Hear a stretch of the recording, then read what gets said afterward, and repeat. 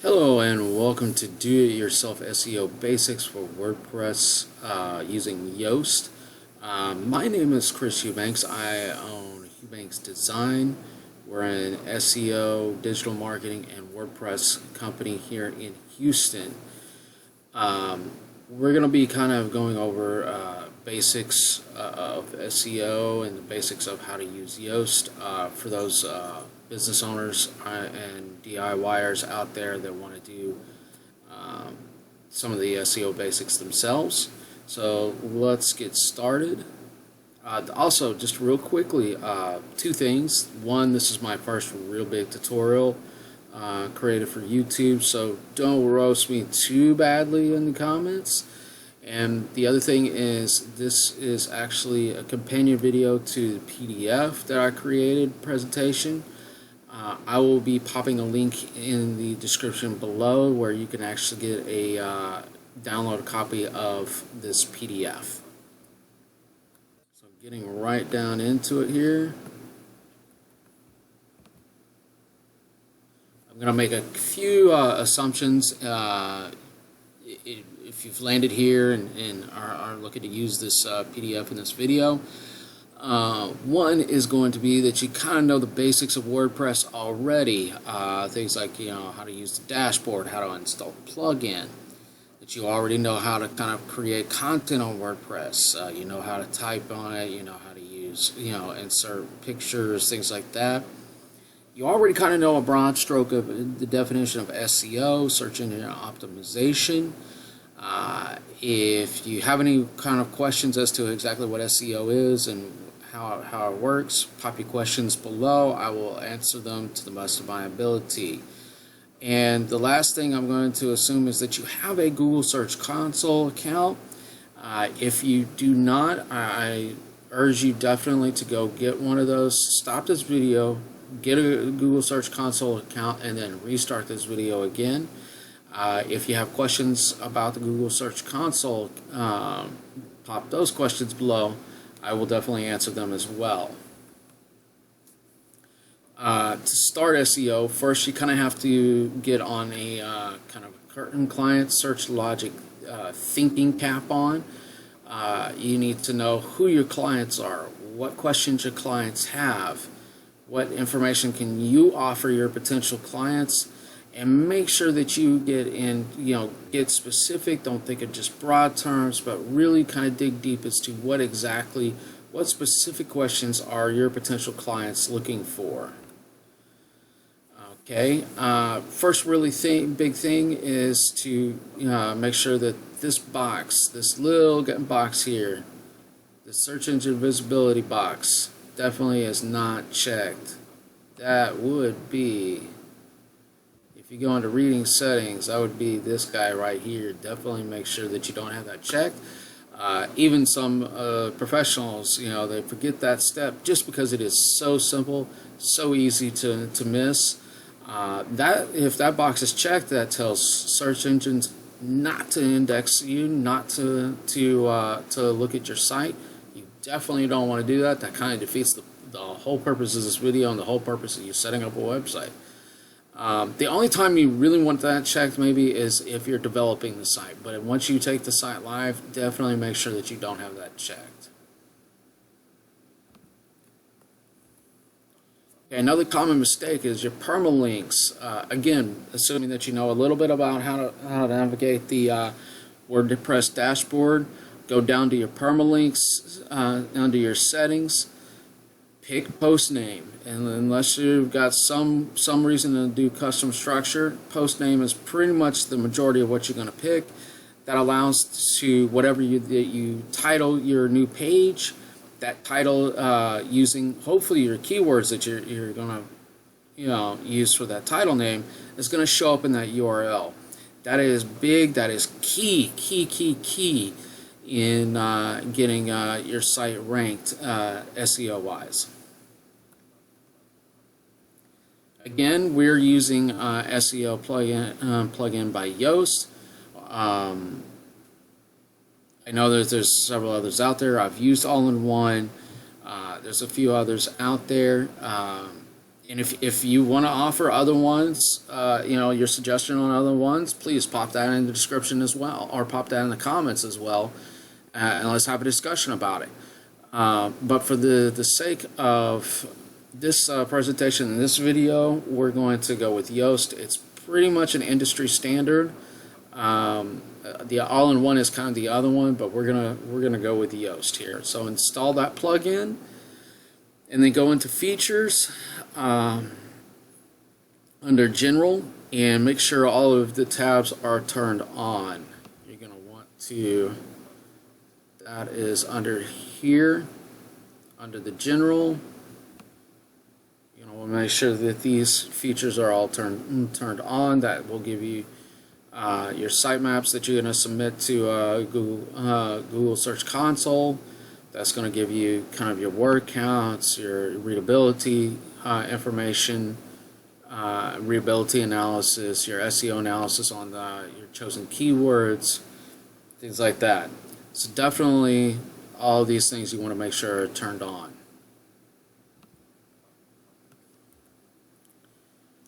Under search appearance, you're going to want to click your search appearance and fill out the knowledge and schema information right here.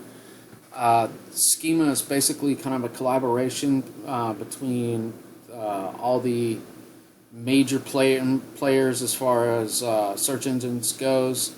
It's kind of a open source collaboration of coding that helps search engines understand what your site is about, and to give you a little bit, or give the search engines a little bit more information about your site. Yoast actually has a local business extension. I believe it's like $69 or something like that. One of the things that was included in one of the last updates was a much more expanded local business schema breakdown, things like exactly what type of business, what your hours are, what your address are, and all that. That would give all that information specifically broken down in a way that Google likes it. The default that Yoast gives you is organization or person. You want to do organization. You want to make sure that your name is up there, and make sure that that logo is uploaded. I've got a link here in the PDF also to a little bit more information as to what exactly Schema is, if you want to take a look at that. Okay, and you want to make sure that you have breadcrumbs enabled unless it affects your site design. Again, that's to your discretion, but if it doesn't affect your site design too much, definitely enable breadcrumbs, specifically because it's like a kind of a secondary navigation. It's a way of Google kind of going from one spot to another spot to another spot, and being able to kind of follow exactly where your page is in as far as like your sitemap and where it is in regards to like your homepage and things like that. So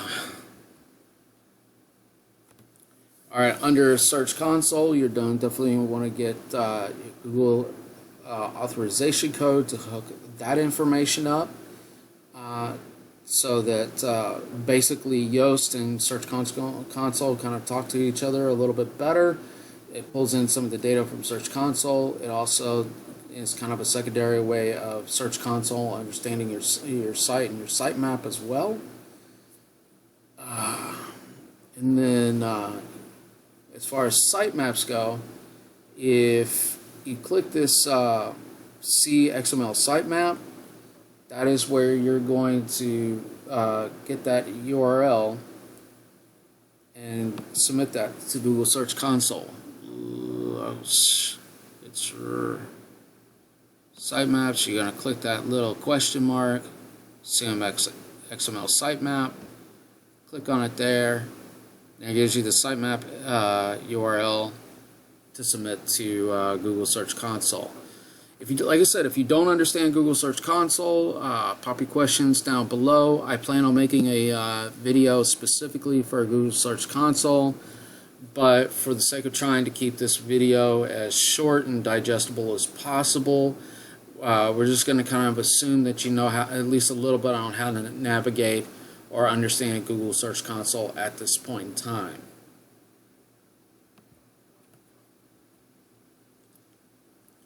Okay, choosing a focus keyword. Your focus keyword, this is kind of the keyword that basically Yoast is going to kind of give you the grading, the how strong or how weak your page is as far as in terms of SEO calculations.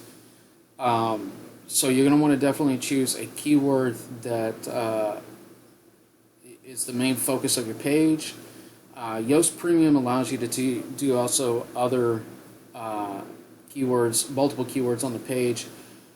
Normally, I would focus though on one kind of focus phrase, and then make sure that in the body and the text of your page, you have not only your focus keyword, but other kind of similarities, other kind of rewording of that phrases, so that you definitely catch some of that traffic of other kind of paraphrases of that keyword. And creating a post title, this is that title that I was talking about, would be in your URL. This is why doing your permalinks is extremely important, because you're going to want to make sure that the title of your page, your URL matches the title of your page. The title of your page, you want to make sure has your keyword, that focus keyword in it if all possible. You want to make sure that it is less than 70 characters, but also needs to make sure that, again, that it has your keyword, and then it also has it in a way that's going to want people to click on it. Click-through rate is a very, very important factor when it comes to SEO. Meta descriptions. They don't have as much strength directly with SEO. What they do is kind of your elevator pitch for people to, when they see the title that's brought up in the search results, and the meta descriptions is basically like your elevator pitch. It's the why should you click me. So you want a strong meta description so that people will click on it. Again, that affects click-through rate. Click-through rate is what it affects, is one of the major SEO ranking factors. So again, meta descriptions, not directly a factor, but what it does is influence a direct factor of SEO. Tags and categories. Basically, in a nutshell, categories is your big, broad structure, or broad kind of filing cabinet of your content, whereas tags is kind of a more broken down. So let's say, again, if you were looking for laptops, like say a Dell laptop like what I'm using right now, the category would be laptops, and the tag would be Dell. And if you have any other questions about tags and categories, I know I'm probably really blowing through this, but I wanted to keep this video as short as possible. Pop those questions below in the comments below, and I will definitely get those answered. Okay, alt tags and images. Again, assuming that you know about how to insert an image. When you insert an image, it comes with your title, your caption, your alt text, and your description. Make sure all of that is filled out as best as possible with keyword-rich information. Title is very important. That's exactly what, not only the alt text, but that title is going to be what Google reads when it comes to image searches. Image searches is kind of a secondary way of being able to bring traffic to your website. So you definitely want to make sure not only is your text and URL structure and everything optimized, but you want to make sure that your images are optimized as well for your keywords. internal linking. I'm going to again assume, because you know a little bit about how to create content, that you know how to link. The importance is that Google likes seeing kind of a link from one page to another, not spammy. Don't do it too often. Don't have like 20 links, you know, on one page going to other pages. But one of the they do want to see a way of kind of treeing, so to speak, or kind of trickle down from one link to another. One of the biggest, of course, Google SEO ranking or ranking signals is backlinks. Well, you don't know if you can get backlinks from other sites, but you do know that you can get backlinks from your site. And in that case, why not? And it's actually definitely something that Google looks into, and definitely something that you want to look into. And if that was as clear as mud, pop your questions below, and again, I will answer them. Again, a quick note: this is my first tutorial, so I'm trying to do the best I can here. Now, I wanted to go over real quickly some free tools to kind of help you along. You may know these, some you may not know. One is a keyword planner that Google uses. It's actually in AdWords, but it's actually free to use. You don't have to be using Google Ads to actually use the keyword planner. But what it can do is give you the estimated search volume of that particular keyword.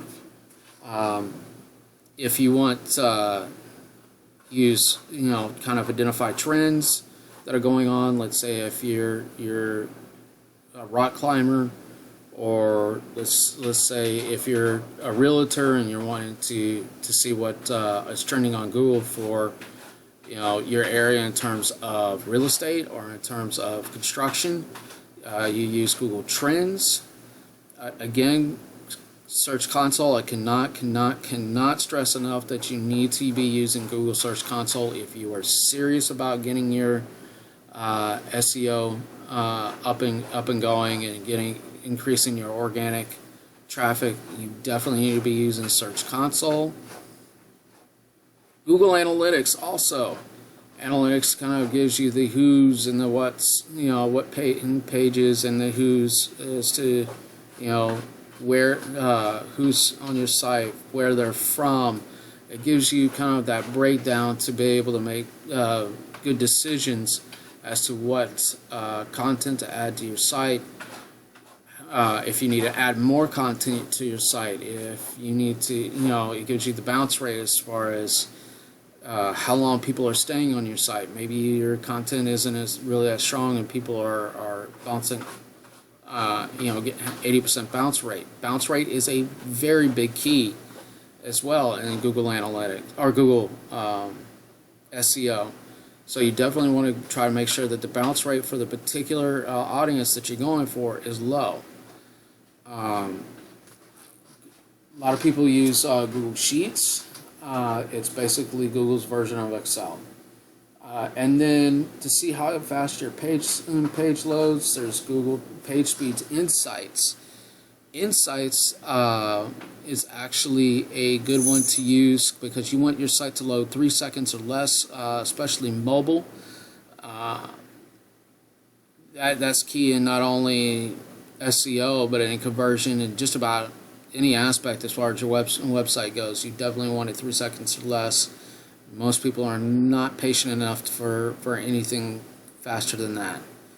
There's a bunch of statistics and everything to back that up, but just remember 3 seconds or less. If it's over 3 seconds, definitely need to work on your page speed. A little bit kind of bonus real quickly is Google Answer the Public. Answer the Public kind of fetches Google's autocomplete, which will, the further up in the autocomplete searches, The more kind of trendier or more asked questions are those are. So basically, if you're trying to see what I don't know, let's look at again the housing market. You know, what price ranges are going in a particular area, and you type in what are the average house prices or average prices of houses and it'll finish it out in Houston or in, you know, whatnot. You know, give you kind of the autocomplete of that search result. Some little extra tips here, kind of the secret sauce of SEO. Use the same focus keywords and phrases in the first part of your text. This is just kind of common sense. If you want to rank for something, for a particular phrase in Google, then you want that particular phrase to be kind of one of the first things in your text, because it's going to put it bluntly, kind of the Google crawl bots are kind of have readers fatigue as well as people do. So which means if it's more at the beginning of your site than toward the end of your site, it's going to give a stronger ranking to those words that are at the beginning of the site, because it's going to assume that that's the most important part of your site. Remember, when you're talking about headers, header tags, focus keyword, put focus keyword phrases there too. That's your H1s, H2s, things like that. Didn't go over that too much. If you have any questions, pop that in there. I will definitely answer them as well. Google will generally crawl a page somewhere between 4 days and 4 weeks. I have seen it faster than 4 days, but just kind of as a general rule, so that to understand, kind of manage your expectations. That's a good kind of general median expectations, about 4 days to 4 weeks for changes that you have done on your website to actually be seen in Google. Again, have seen it faster than that, but not always. One of the really big things I wanted to also stress was brand credibility equals consistency. You want to make sure that if you're posting your blogs, you're posting them consistently, that your kind of the theme as far as your website goes is consistent throughout. And I don't mean specifically the WordPress theme. I'm talking about if you have a website about weddings, you don't want like 1 page or 2 pages all of a sudden be about football. It makes absolutely no sense. Google's going to think that you're just basically a BS site and actually not give you that much importance. Google's wanting to give the top spots to basically what they would call the top people or the top sites. So you want to make sure that you're consistent with what you're posting, when you're posting it, and what you're posting about. And then also create your social profiles and post on them. Share the links of on your site. Share your content. Even though those links that you're sharing does not give kind of backlink, what we call backlink juice. The more people that click that link and actually go to your site, the more traffic you have on your site, and the longer they stay on your site, that is a ranking factor. So again, links on your social profiles, sharing your content. The share content link is not necessarily a backlink, but the traffic from there, the increased traffic and the lower bounce rate does affect your SEO rankings. And that is it. I know I kind of breezed through it really fast. If you have any questions, if you have any comments, if liked the way I did this. If you got any tips about for my next tutorial, pop all of that in the comments. Let me know. If this was helpful, please hit like and hit that subscribe notification. We are getting up and running with creating some content, some other tutorials to help you out with your SEO, to help you out with your WordPress. This is all going to be geared toward more of like the DIYers, the business owners, the contractors out there, anywhere from someone that's trying to create their own plumbing site, that's a small plumbing contractor, to you know, a fitness gym owner, the people that don't really have the money to drop a developer. We're here for you. We're here to give you some tips and knowledge to, you know, go on it the best you can until you can afford you know, to have someone take it over, if that's what you want. So I look forward to you know, the next time, and have a great day.